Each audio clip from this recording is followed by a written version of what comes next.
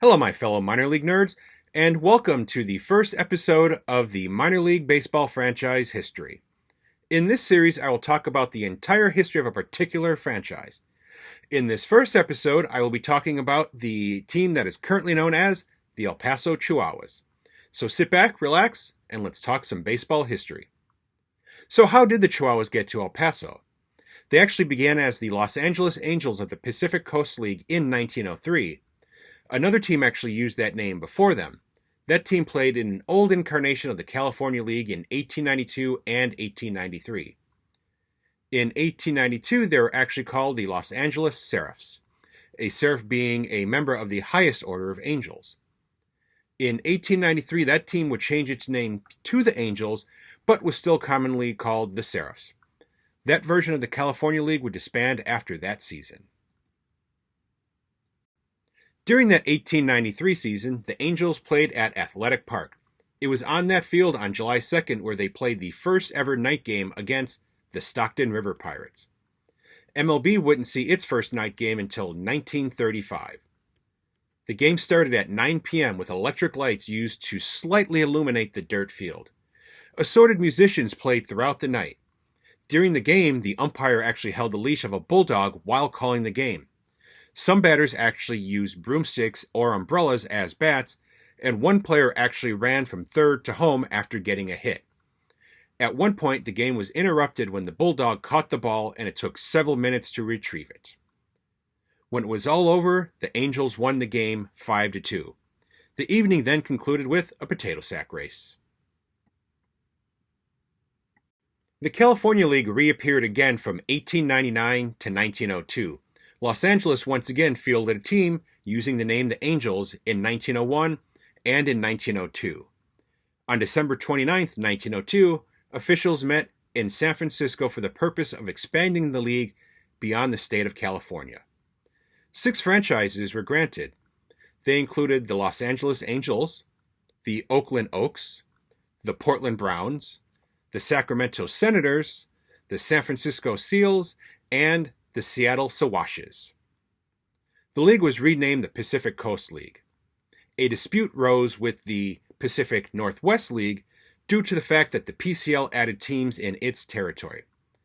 This and the fact that the PCL allowed blacklisted players to compete led to the National Association of Professional Baseball Leagues, the NAPBL, to label the PCL as an outlaw league.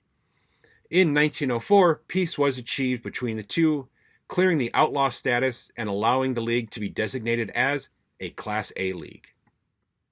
The Angels were founded by James Furlong Morley. They began playing at Schutz Park, which was also an amusement park.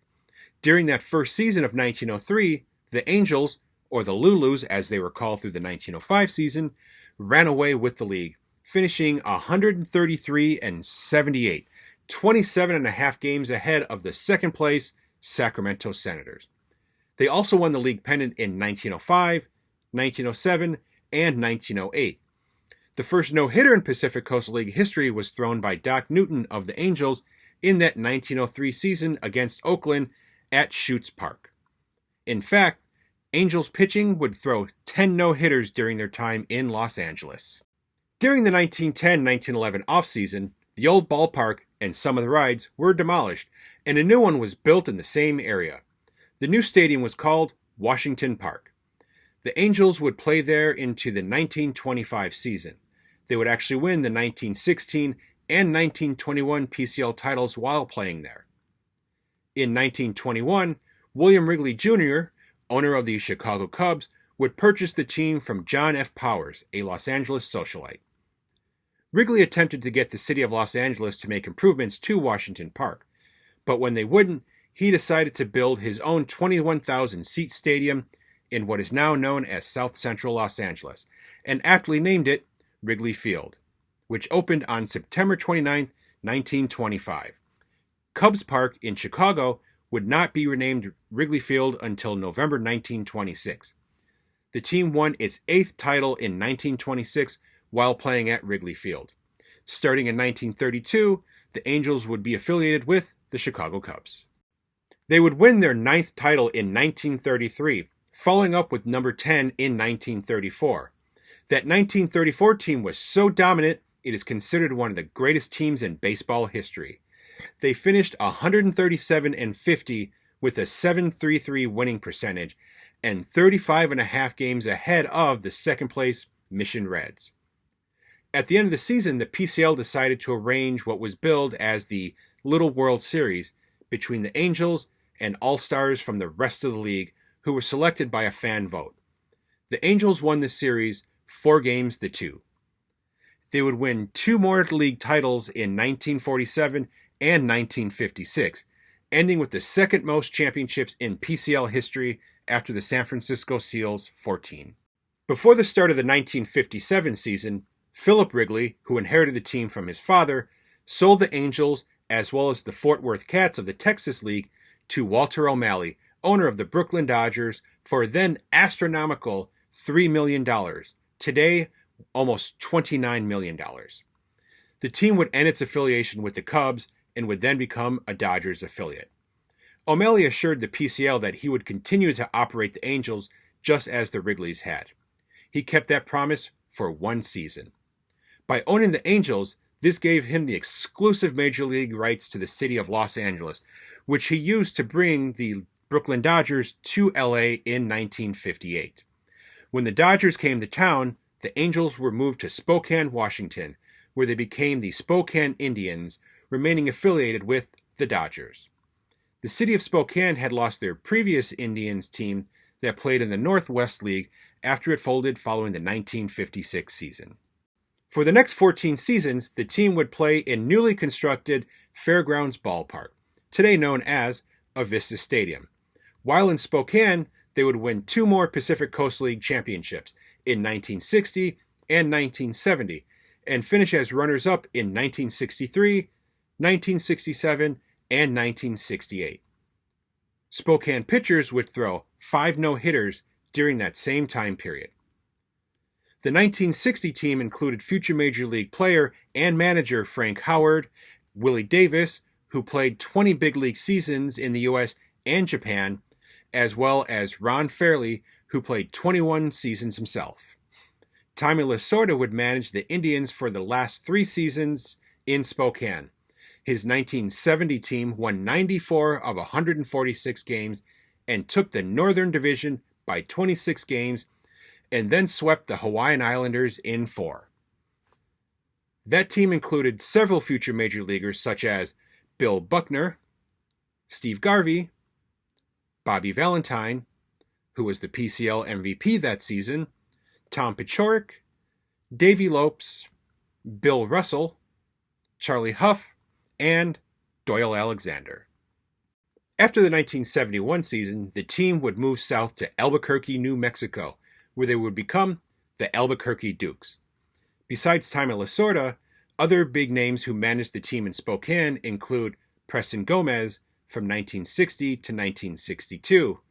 He would actually lead them to their 1960 title and would later manage in San Diego, Houston, and the north side of Chicago.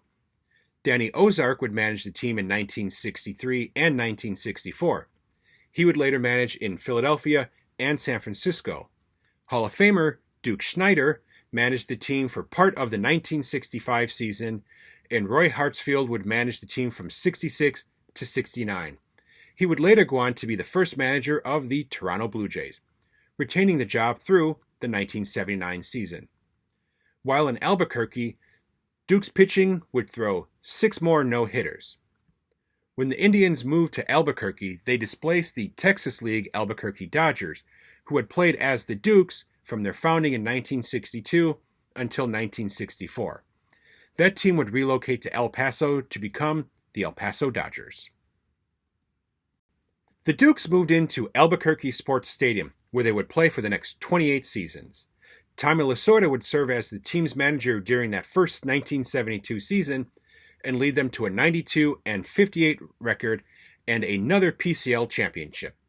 Charlie Huff, Davey Lopes, and Tom Paciorek, who were on that 1970 PCL champion Spokane Indians, were also on that first Dukes team, and were joined by Ron Say, Larry Hazel, and Von Joshua. In 1973, Tommy Lasorda would be promoted to a coaching position with the parent club. In 1978, the team now led by Del Crandall would be declared co-champions with the Tacoma Yankees, as 3 rainouts in a row caused the championship series to be canceled. Crandall would lead the team to 3 consecutive championships in 1980, 1981, and 1982. That 1981 team, which included Mike Marshall and Candy Maldonado, was especially dominant. They won both halves of the South Division, finishing with an overall record of 94-38, and swept the Tacoma Rainiers for the title. Their .712 winning percentage was the second best in the PCL history at the time. In 2001, the team was recognized as the 11th best minor league team of all time, and the only one in the top 20 to play after 1943. They would win 3 more championships in 1987, 1990, and 1994.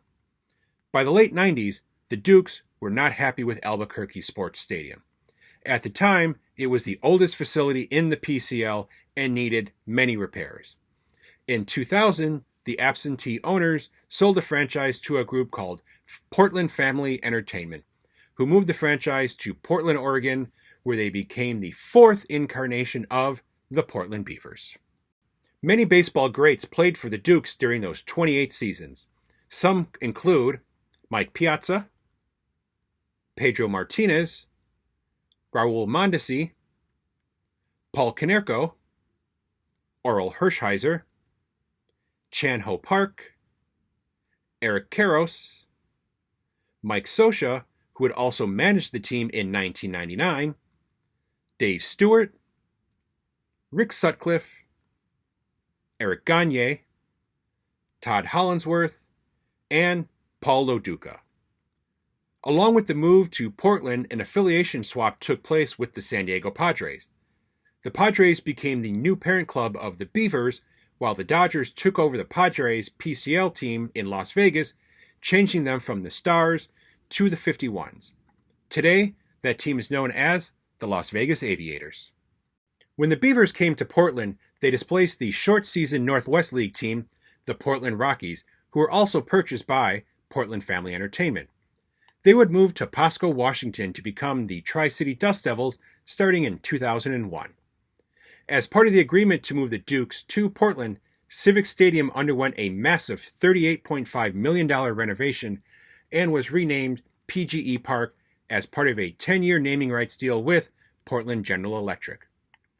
Their 10-year existence in Portland was not successful for the Beavers. They only managed 2 winning seasons and 1 playoff appearance, but their pitching did throw 2 no-hitters. Their time in the Rose City was marred by financial difficulties.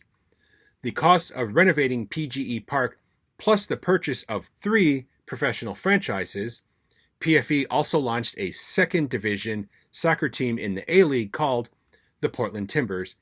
All of this proved to be too much. In their first season, they needed additional capital to keep the Beavers going. In their first 2 years of running the 3 teams, they lost over $10 million. In the years that followed, several people stepped in to try and right the ship, but none were successful. In 2004, the PCL stepped in and took over the team. The Sacramento Rivercats management team were appointed as conservatorship to run the team until 2005. Eventually, the team found new owners for both the Beavers and the Timbers. 2 years later, they were sold to Merritt Paulson, who was committed to the Beavers and had the finances necessary to keep the team running. But developments outside of his control doomed the team's existence in Portland. In 2009, Portland was awarded an expansion Major League Soccer franchise to begin play in 2011. As part of the agreement, PGE Park needed to be renovated again, meaning a new stadium would be needed for the Beavers. The City Council voted to separate the soccer and baseball projects to allow for the renovations of PGE Park to proceed. Many sites in and around Portland were looked at for the new stadium, but no deal could be reached. In July 2010, Paulson announced that he was putting the team up for sale. Padres owner Jeff Morad formed a group to buy the team and talked about moving them to the Lake Elsinore Diamond, home of the California League Lake Elsinore Storm in Lake Elsinore, California, until a new stadium could be built in Escondido, California. Instead, the team was relocated to Tucson, Arizona, and renamed the Tucson Padres in time for the 2011 season. Again, this was to be a temporary fix until a new stadium would open in Escondido in April 2013. Until then, they would play their home games at Keno Veterans Memorial Stadium. In May 2011, after state funding fell through, the Escondido ballpark plans were placed on hold indefinitely.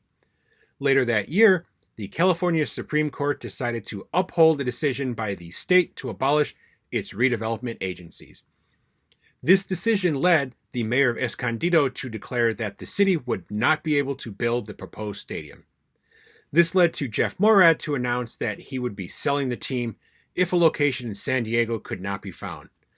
None were found by the end of 2011, and the team was put up for sale. Several interested buyers popped up, but none who wanted to keep them in Tucson. The team, though, would remain in Tucson for the 2012 and 2013 seasons. It was announced on September 26, 2012, that Mountain Star Sports would be purchasing the team and relocating them to El Paso, Texas. As part of the agreement for the sale, a new ballpark would have to be constructed.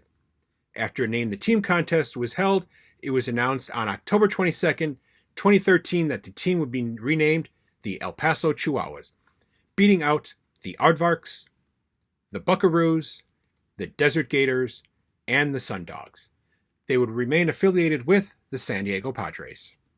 Due to delays with the construction of their new stadium, to be named Southwest University Park, the Chihuahuas were forced to play their first 24 games of the 2014 season on the road, including a 4-game series in Tucson. Their home opener eventually took place on April 28th, which they lost 2-1 to the Fresno Grizzlies. On-field success came quickly for the Chihuahuas. In 2016, their third season, they defeated the Oklahoma City Dodgers 3-1 to win their first PCL championship. A few days later, they would fall to the International League champions, the Scranton Wilkes-Barre Rail Riders, 3-1 in the AAA National Championship game. So far, they've made the postseason in 5 of their first 8 seasons.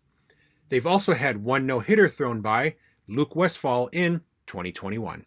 In the 120-year existence of the franchise, over the 6 cities in which they have played, they have won a total of 23 Pacific Coast League championships, 12 in Los Angeles, 2 in Spokane, 8 in Albuquerque, and 1 in El Paso, and their pitching has thrown a total of 24 no-hitters.